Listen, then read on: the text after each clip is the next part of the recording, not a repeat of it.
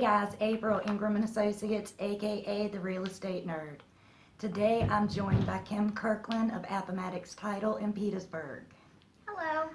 So Kim, can you give us a rundown of what you do on the buying side of a transaction?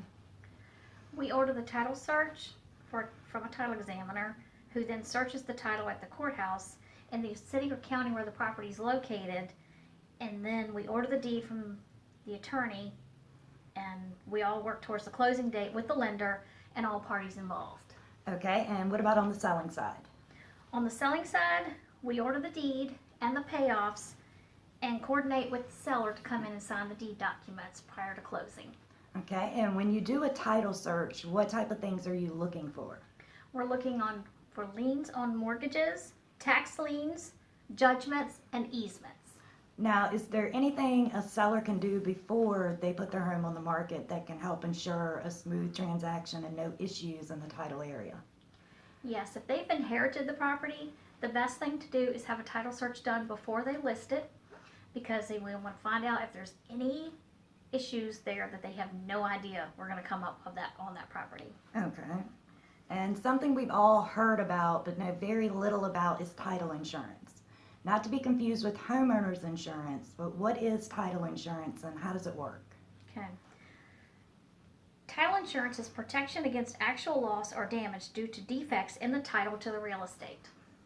So what takes place at a seller closing and what documents should they bring with them to closing?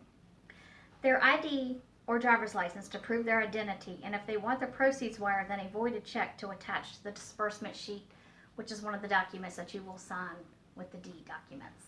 Okay, and what takes place at a buyer's closing and what items should they bring to closing? Their ID as well, to prove their identity, and their cashier's check for the funds needed for closing.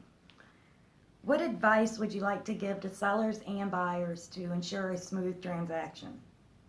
Communicate with all the parties involved. If you are asked to provide something, please do so. It makes the process go smoothly. Okay, now let's talk about closing day. Is it typical in Virginia for buyers and sellers to close together? No, it is not. The seller signs the deed prior to closing and reviews the closing disclosure prior to that. So when the buyer sits down at closing, the seller has already done all of their paperwork.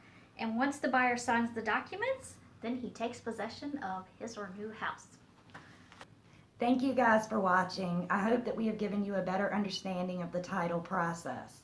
If you have any questions related to title, feel free to reach out to Kim at Appomattox Title at 804-796-5677, extension 14.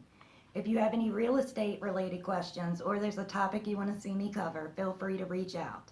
And as always, if you want to see more of me, you can find me on Facebook, Instagram, YouTube, and Snapchat under The Real Estate Nerd. See you soon.